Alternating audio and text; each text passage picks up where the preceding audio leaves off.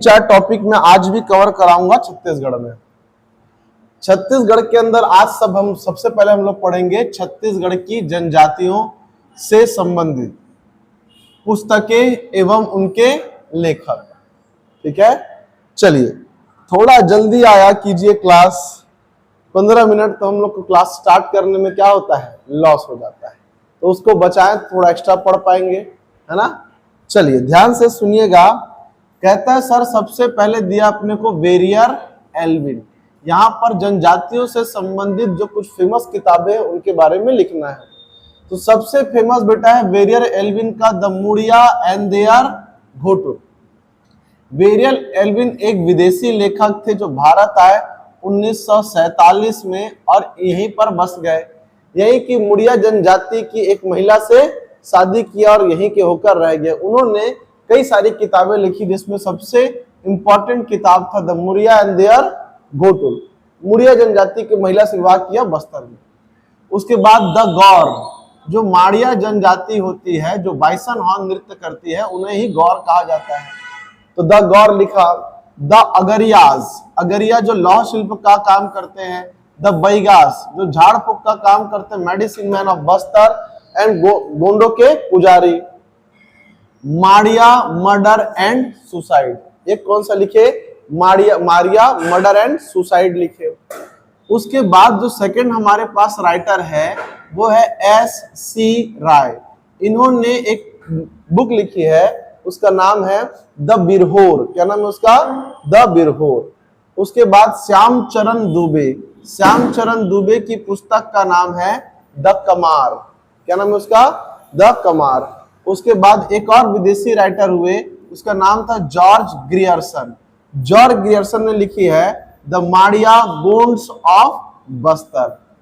जो माड़िया है वो गोंड्स की तो क्या है, उप जनजाति है, तो जॉर्ज ग्रियर्सन की पुस्तक है the Maria Gonds of Bastar. The Muria and their Ghotul है वेरियर एल्विन की। द माड़िया गोंड्स ऑफ बस्तर किसकी है, जॉर्ज ग्रियर्सन की। इसको याद रखेंगे। एक हमारे पास टीबी नायक की बहुत इंपॉर्टेंट पुस्तक है द भील। क्या लिखेंगे, द भील। द अबूझ माड़िया और 12 Bhai Binjhwar. The Bhil, the Abujh Maria, the 12 Bhai Binjhwar, ये पुस्तक किसकी है, टीबी नायक की है। इसके बाद हमारे पास आए एक दयाशंकर नाग। इनकी भी पुस्तक बहुत इंपॉर्टेंट है द ट्राइबल इकोनॉमी। अब पूछेगा द ट्राइबल इकोनॉमी जो है, जो जनजाति अर्थव्यवस्था, वो किस जनजाति के ऊपर आधारित थी, तो पूछेगा सर बैगांव के ऊपर। क्वेश्चन पूछ सकता है द ट्राइबल इकोनॉमी किस जनजाति के ऊपर आधारित थी, तो बैगांव के ऊपर आधारित थी। श्याम राव द प्रधान लिखा है। ये प्रधान जो है गोंड राजाओं के पास गाथा गायन का काम करते थे। हमारे राज्य की जो पद्म विभूषण है तीजन बाई, वो किस जनजाति की है, तो प्रधान जनजाति की, जैसे कि वो भी गाथा गायन करती है। और एक हमारे पास है W.S. ग्रिफिथ। इन्होंने लिखा है the Kol, the Central India, the Kol of Central India. मतलब इस एरिया में बिलासपुर और सरगुजा संभाग में एक जनजाति पाई जाती है कोल। इनका काम होता है कोयला खोदना, कोयला खोदना। बात समझ में आ रही है। तो उनके ऊपर पुस्तक लिखी है W.S. ग्रिफिथ ने। इन सब पुस्तकों को आप राइटर के साथ क्या करेंगे, याद करेंगे। जैसे वेरियर एल्विन का the Muria and their Ghotul, S.C. Roy का द बिरहोर, श्याम चरण चुबे का द कमार, जॉर्ज ग्रियर्सन का the Maria, the Gonds of Bastar, TB Naik का द भील, और उसके बाद अबूझ माड़िया, द दयाशंकर नाग का ट्राइबल इकोनॉमी, श्याम राव का द प्रधान, और W.S. ग्रिफिथ का the Kol of Central India. The Kol भी याद रख लेंगे तो काफी है। ये एकदम इंपॉर्टेंट स्लाइड है। उसके बाद आते हैं बेटा हम लोग कहां पर, युवा ग्रह में। किसमें आते हैं, युवा ग्रह में। छत्तीसगढ़ जनजाति समाज का, इसी को पढ़ाऊंगा आज, इसी को पढ़ाऊंगा। छत्तीसगढ़ के जनजाति समाज का जो सबसे इंपॉर्टेंट पॉइंट होता है वो क्या होता है, युवा ग्रह होता है। युवा ग्रह होता क्या है, हमारा जो आर्यन सभ्यता है उसमें और जनजाति समाज में एक बहुत बड़ा अंतर क्या होता है, युवा ग्रह का होता है। इसमें होता क्या है आदिवासी समाज में कि पूरे समाज का एक युवा ग्रह कई बार गांव के बीच में और कई बार गांव के बाहर बनाया जाता है, जो एक कुटिया जैसी होती है। उस कुटिया के अंदर जो भी यंग लड़का लड़की होगा, चाहे वो लड़का हो चाहे वो लड़की हो, जो भी यंग हो जाता है वो वहां पर पढ़ाई करने के लिए जाते हैं। पढ़ाई किसकी करते हैं? तो सामाजिक व्यवस्था की, कि शादी के बाद हमारा जीवन कैसा होगा, घर कैसे संभालना है, महिलाओं का दायित्व क्या होगा, पुरुषों का दायित्व क्या होगा, ये सारी बातें किसके अंदर होती हैं? तो इनके युवा ग्रहों के अंदर होती है। अलग अलग जनजाति का युवा ग्रह अलग अलग होता है। जनजाति युवा ग्रहों में कुछ आपके क्या होंगे? तो युवा ग्रहों के देवता होते हैं। कुछ युवा ग्रह में जो लड़का जाएगा उसका नामकरण होता है, लड़की जाएगा उसका नाम होगा, उसका एक महिला हेड होगी, क्योंकि भाई लड़के लड़की वहां यंग यंग है, मॉनिटरिंग भी तो होनी चाहिए और कोई देख रेख करने वाला भी, कोई सिखाने वाला कि सामाजिक व्यवस्था है क्या, तो वो क्या होते हैं? उसके मुखिया होते हैं। तो उनके नाम उसको बहुत ज्यादा क्या करता है? पेपर में पूछता है। तो सबसे पहले यहाँ पे मैं उरांव को नहीं पढ़ाऊंगा, जो सबसे मेन है वो है मुरिया। गोंडों की जनजाति है मुरिया, और इसका जो युवा ग्रह था, इसका युवा ग्रह, उसके युवा ग्रह क्या बेटा? उसका नाम है घोटुल। पहले इसको घोटुल कहते थे क्योंकि एक विदेशी आए थे वेरियर एल्विन, उन्होंने इसको घोटुल कह दिया, जबकि एक्चुअल में इसका नाम क्या है? तो गोटुल है।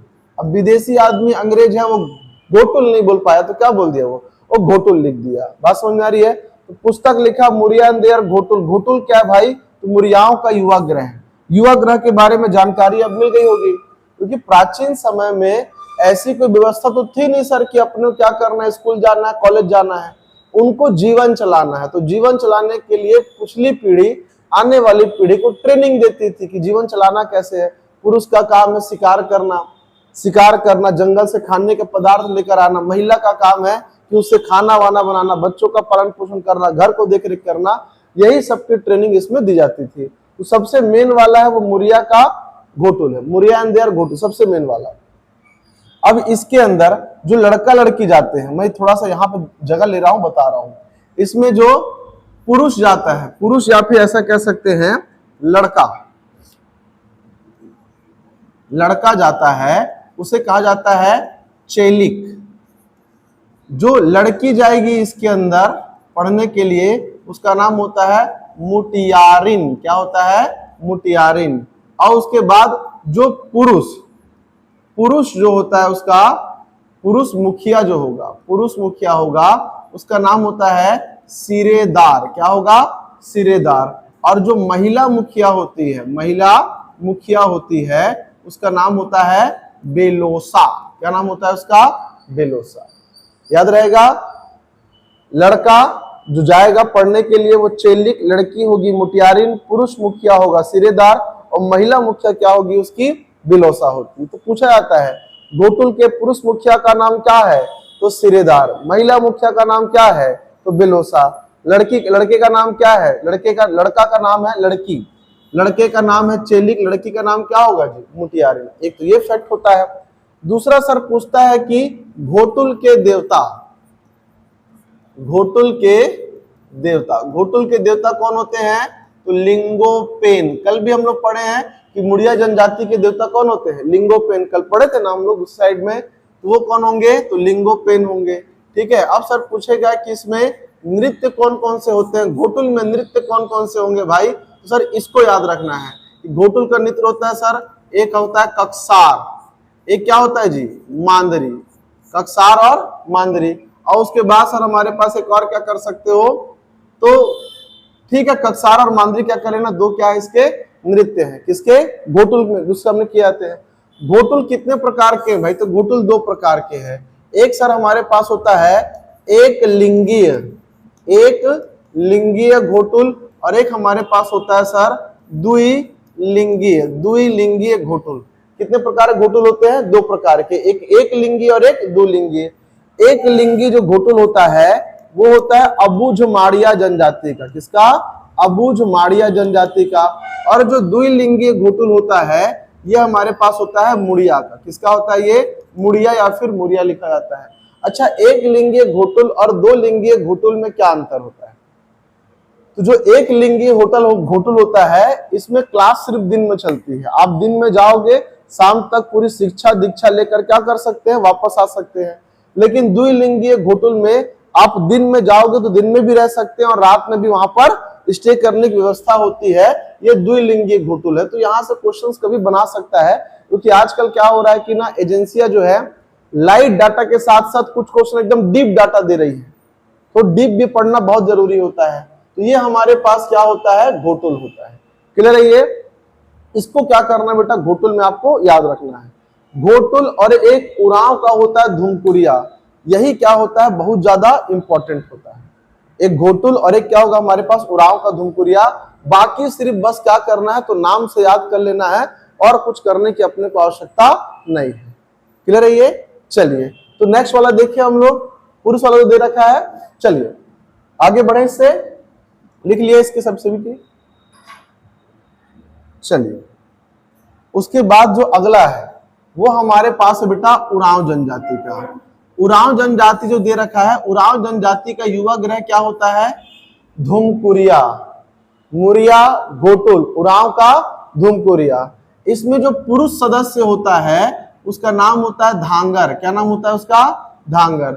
जो महिला सदस्य होती है उसका नाम होता है धांगरिन। अंक की मात्रा लगाना, क्या होगा, धांगरिन। जो पुरुष मुखिया होता है उसे कहा जाता है धांगर महतो, और जो महिला मुखिया होती है उसे कहा जाता है बारकी धांगरिन। क्या बोलेंगे उसको, बारकी धांगरिन। तो पुरुष और महिला जो मुखिया होते हैं इनका नाम याद रखना बहुत ज्यादा जरूरी है। उरांव जनजाति का सबसे मेन तो यही है सर कि मुरिया का क्या होगा, घोटुल होगा। फिर उरांव जनजाति क्या होगा, उरांव का धुमकुरिया। उसमें पुरुष होगा धांगर, महिला होगी धांगरिन। पुरुष मुखिया धांगर महतो और महिला मुखिया बारकी धांगरिन कहलाती है। उसके बाद अगला जो हमारे पास है वो है बिरहोर जनजाति। कौन सी है, बिरहोर। बिरहोर जनजाति का बेटा युवा ग्रह क्या होता है, गितियोना। बिरहोर क्या होगा, गितियोना। पहले चीजों को सुनिए समझिए, माहौल में डालने की तरह ऐसे शब्दों का भी उपयोग होगा और अपने को पढ़ना है करके। फिर धीरे धीरे दिमाग क्या करने लगता है, उसको एक्सेप्ट करना शुरू कर देता है। एक ही बार में तो आपको किसी विदेशी क्रिकेट खिलाड़ी का नाम याद नहीं होता, बात समझ में आ रही है। लेकिन एक समय होता है कि सर हम लोग भूल नहीं पाते।